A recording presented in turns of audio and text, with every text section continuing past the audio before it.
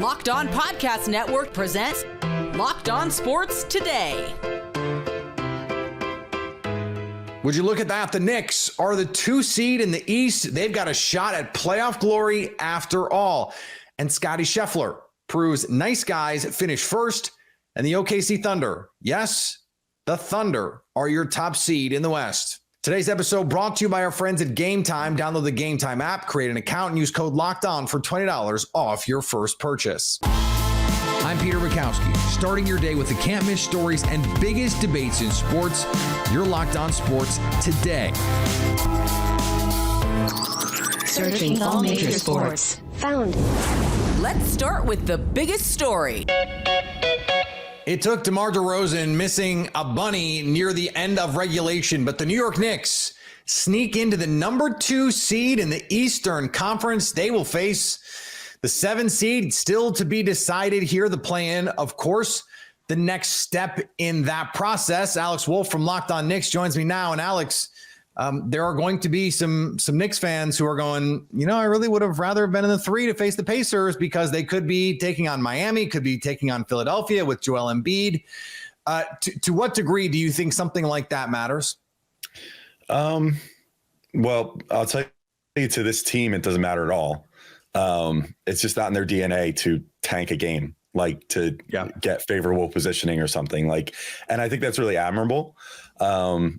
So I don't know. I think it's maybe being a little overlooked that even with Joel Embiid, the Knicks had the Sixers number this year and absolutely embarrassed them. And I think they only had the one full strength game. Now, granted, they had Julius Randle at that point too, but post getting OG Anunoby, they ran the Sixers off the floor. So I don't know. I'm not too worried about potentially facing the Sixers. The Heat, from a karmic perspective, would be pretty sweet, to be honest. That would be kind of fun. So I don't think this team is looking at it as we need a lesser challenge or we need a less experienced playoff team, or whatever to face. I think that they're just looking at it as we want the high seed. They now have home court advantage all the way through the Eastern Conference Finals if they're able to make it there. Things are looking pretty good for them. So I'm not too worried about it. There's no easy outs. The Pacers just put up 155 in regulation today. That's crazy. They're a dangerous team too. Every team is dangerous. The whole league has more parity, I think, than we've seen in the last 25 years. Or 30, 40, 50, the history of the league, maybe. I don't know. So I'm not too, stressed out about one team versus the other here in this case. Yeah. And I think the last time we spoke a couple weeks ago, you were like, look, they can win a couple rounds. They can go to the Eastern Conference Finals without Julius Randle, given the way that they look and the way that Jalen Brunson in particular looks. 40 again on Sunday. He has just gone to another level. I think you could be forgiven if you thought he was a bona fide MVP candidate this season. We'll see where he lands on the All-NBA teams. Has your assessment of the ceiling of this team changed in the last few weeks, especially as they get healthy? OG Anunoby is just a different level of player and such a Tom Thibodeau player here that in the postseason, it seems like he could be a game changer for them. So do you think they can win the East, I guess is the question. Of course. I do. Even without Julius Randle, and that's not a knock on Randle, and what I'm about to say isn't a knock on Randle, but they are built in such a way that even without him right now, they can still perform at a really high level because you essentially just switch from a 2-star system, which they were doing with Brunson and Randle, and having, Randle, bring the ball down the floor sometimes, or Randle will run possessions out of the high post and, break down the defense from the perimeter, get all the way to the inside, that sort of thing. Which he was doing great at this year, shooting more at the rim than ever before, was getting more free throw attempts and all this stuff. So there was lots of good stuff with Julius Randle's game and what he was bringing to the table. But now essentially you just run the best analogy I've seen is from the one writer for my website, Matthew Miranda, wrote a recap recently relating Jalen Brunson to Allen Iverson in the early 2000s and how the team works around him, except for this is just a way better team than Allen Iverson was ever on back then, a much better supporting cast.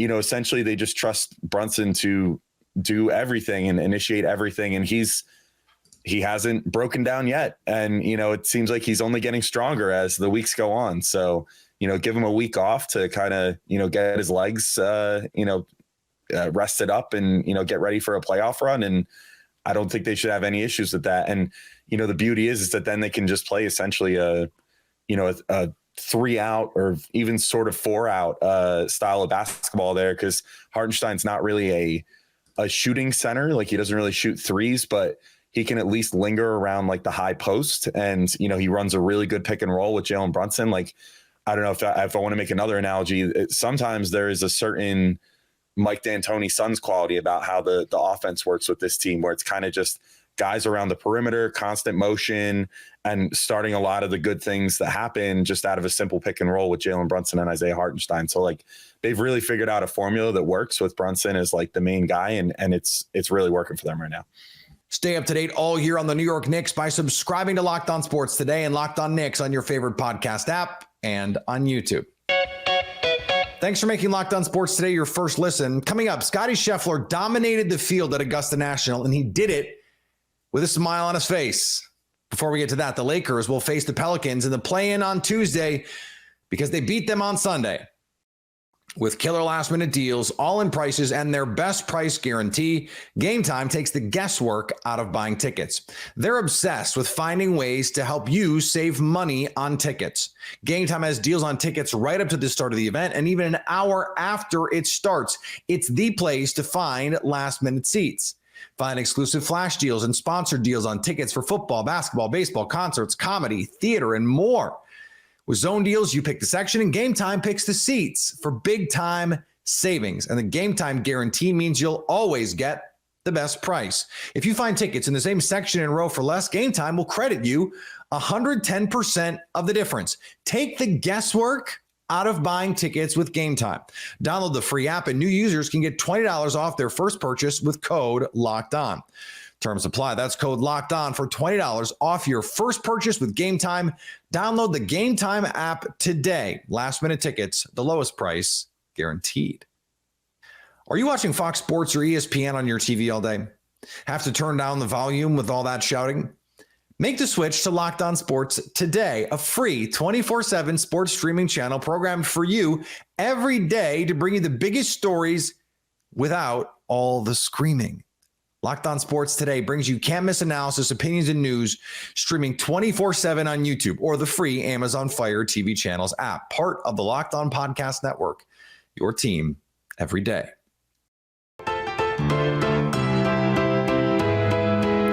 LeBron and company soundly take care of the New Orleans Pelicans at home, but that means that the Lakers don't even have to leave the Big Easy.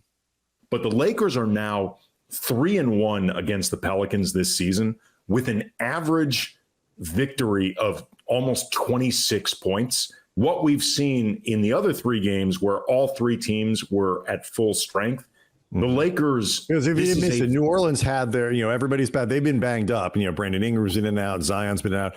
They had their regular starting lineup. Everything was as it should be. And they did in the other two games as well. Yes. This is a good matchup for the Lakers. Again, I want to make it clear. I am not calling my shot for Tuesday. It means nothing for Tuesday. But when you win three games by almost 26 points on average, that means something is working. So why you're not calling your shot? Call your shot. I am too. I don't do that. Whatever. The Cleveland Cavaliers had a shot to improve their playoff seeding, but the Charlotte Hornets had other ideas. The Charlotte Hornets. I think, Evan, the only thing I would say, kind of, if you think about Orlando as a young team, if you think that's an advantage, it's not like this Cavs group has actually accomplished anything. They got shellacked in the playoffs last year. Donovan Mitchell is really the only guy with, and Strus, but of your big guys, it's Donovan's the one that has playoff experience. We don't know what. I mean, we've seen some spurts from him. He looked better the last time we saw him, but we will see what he looks like when the playoffs start, what that knee feels like and looks like.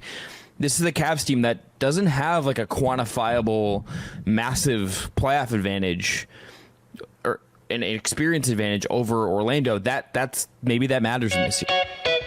The Suns got a monster win against the Wolves to avoid the play-in.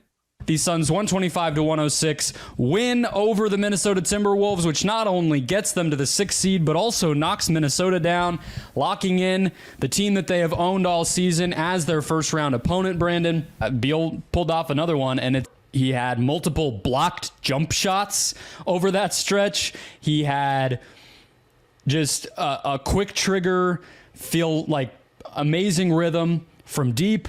And, of course, the tough shot making we've come to expect over his career. He backed up the talk, right? Like, he has been that guy for this team all year with the leadership, if you want to call it that. I'll just call it energy, inspiration, motivation. And it's one thing to say that. It's another thing to deliver on the court in a big, big moment, which the Suns needed both of these games. They won them. Beal's probably, to me, the biggest reason why.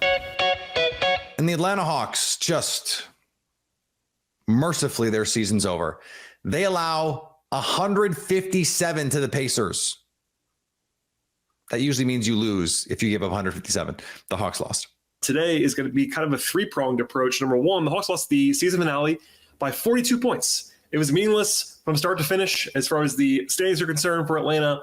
They were huge underdogs as a result of that. It got pretty ugly at times. We'll get into all of that. Also, Trae Young became the franchise record holder for career assists, despite the fact that he's only 25 years old. And then, yes, the lead topic on this podcast is not either one of those things. In fact, it centers on a previously not super well-known player in some circles, and an interesting story is sort of nuanced and basketball nerdy, but also impactful at the same time. Scotty Scheffler won the Masters again. He already boasts 9 wins on the PGA Tour and another 2 in Europe since he turned pro back in 2020. He's the best ball striker since Tiger Woods. And if he hadn't temporarily forgotten how to putt for almost a calendar year, he'd be lapping the field like Tiger did in the early 2000s. He's almost doing it anyway. Even with a leaky putter, Scheffler has 3 wins in 9 events this season, plus a runner-up finish. He's been top 10 in 8 of those 9 events. His worst finish is a T17 back in January. Only he doesn't swagger around the golf course like Tiger. He's a steely competitor, sure, but he's not the kind of psychotic, I have to win at all cost athletes we've come to lionize since Michael Jordan, since Tiger. It's kill or be killed, win at all costs. And Woods is living proof there are costs. But Scotty rushed out of the press conference after becoming the youngest player since Tiger to win 2 green jackets to be with his wife, who's expecting their first child. He said before the tournament, he would leave Augusta to be there even if he had the lead on Sunday, which of course he did. After the round, he said, winning the golf tournament does not change my identity. My identity is secure, and I cannot emphasize that enough. We might define athletes by how often they win, by how much they want to win, how much they prioritize winning. But the best golfer in the world doesn't. Except he is the best. He wins 1 out of every 3 golf tournaments he enters in 2024. He's a machine tee to green, and even adequate putting makes him nearly impossible to beat even for the other best players in the world. He's part of a new era of superstars, cut from the cloth with LeBron James and Steph Curry, athletes who realized they didn't have to be like Mike. They didn't have to glare and snarl. LeBron's biggest failure as a pro athlete was in the finals when he tried to play the villain.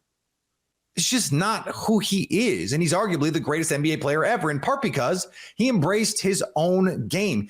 His game is overwhelming. It's pulverizing, but there's joy in it.